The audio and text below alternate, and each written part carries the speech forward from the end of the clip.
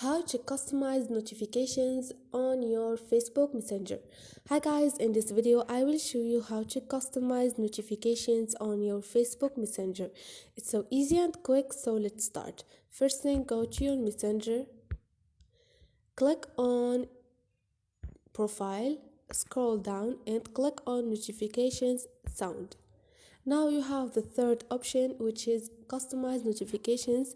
Click on it and this is it. You have show notifications, you have sounds, vibration, LED light and everything you search about.